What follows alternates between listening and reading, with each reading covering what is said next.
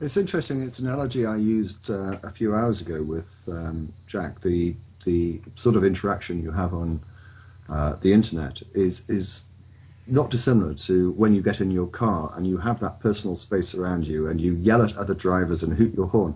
As soon as you open your door and get out, you sort of like are drawn back into the real world. And I think the internet is a little bit like that. People come along and say things and behave in a way that they would not do if you met them personally. DPR, can I Yes. say something really quick? I mean, I had somebody try and I'm on a motorcycle, so I don't have that personal space thing that you've got going on. Mine is a little different. I mean, I had three guys in this big old car. This what we call a hoopty, you know, the big old 1970s lead sled, come and occupy the same lane with me in it, right next to me.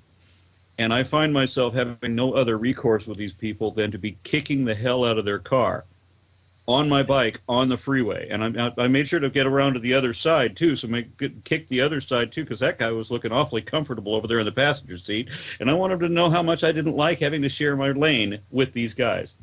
Well, I Imagine doing remember that in when New I York. was in London In New York doing my City. law course and cycling everywhere, someone suggested, because cycling in London is a dangerous pursuit, they said what you should do is get a car aerial and attach with duct tape or whatever a golf ball on the end of it. And if a car gives you any grief, you just whack it with one of those, and it will leave a dent and cause them to see, take notice. Not to I never derail did that, everything. of course, because I'm a decent and honourable human being, even though I am an atheist. Not to derail everything, but I mean, in the years that I lived in Arizona, Arizona had open weapons law. Everybody that was on a bike had a gun, all of them, and so you just didn't occupy people's lanes that way. I mean, you were a lot more conscious about people, and California was like that too, I think, with people Yeah. being more. I mean, considerate. for those of us that have not been brought up in America, I guess, such as Thunder, Potholer, and myself, the idea of someone wandering around with a gun is just crazy to us. I mean, Peter, are you with me on this? I mean, Yeah. we, Well, look, I lived in South America for 4 years. I had a friend of mine who always carried his handgun with him. And one time we met down in a cafe in the afternoon. This was in a town called Salvador da Bahia up in the northeast of Brazil. And he only had his shorts, t-shirts, and a pair of sandals on. And I said, at last, the first time I've seen you come out and you haven't got your gun with you. And he said, I have. He lifted up his t-shirt and the gun was tucked into his shorts. So yeah, I lived with guns a lot out in South America. In the United States, it's just as bad in a lot of places there. I used to But like yeah, having the open weapons thing. I mean, I had an 18-inch Bowie knife on my belt everywhere that I went, and there was another smaller knife that was in the same scabbard with that. When you've got an 18-inch Bowie knife with you wherever you go, you'd be That's not surprised. a knife, that's a small sword. You'd be surprised how often you need it for everything. yeah, but then the other guy might have a gun. So what do you do at a distance of 10 feet? Well, I just mean as a utilitarian thing. You know, you've got a giant knife on you. You find you have to take it out for everything. It can be Peter, handy. I'm going to come back to you because there's one last person I want to Sure. fit in. Last words, Buku, before I move on.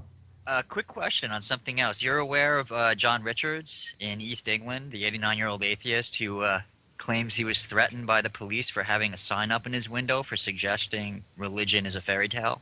Did you hear that story? No. I don't know that one. Oh, you have to check it out. I was going to ask if the three British people on the panel would also put up signs in their window in a show of solidarity for this atheist who has been threatened by the police apparently, and it's made him quite grumpy. Where is this person? Which It's country? in England. He's in the East England, I think. I will certainly look at it. I'm very I'll amazed send you the link because later. Yeah. For the majority of people in this country, and I know that Thunder, and I suspect Potholer as well, will say religion is very much a quiet background noise that no one pays much attention to. So Yeah, that does and surprise me. I The would Public be Order Act of careful with that. 1986, Section 5. That's what he violated, I- actually. I Sorry, was going to which say, which look, section? I'd be very careful with one that second, story. Potholer. I think it's the Public Order Act, Section Public 5, Order Act, Section 1986. 5. Yes. Yeah, I think wow, that's what they okay. say he violated. You guys are talking yeah. over our guest. Sorry. Sorry, but before I just want to say before we go any further into looking at this, I would say that this might not be because of what was written on the sign. It might be because there is some local council ordinance saying you cannot put up banners and posters. Well, no, So if he's being prosecuted under Section 5 of the Public Order Act 1986, then it is a criminal offence.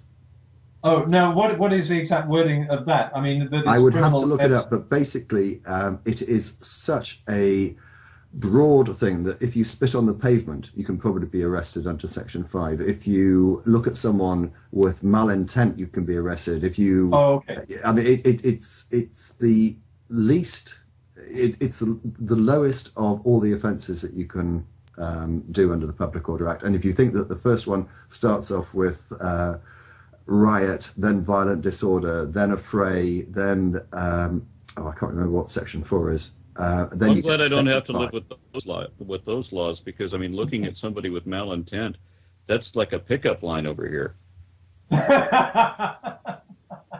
It may be for you, Aaron.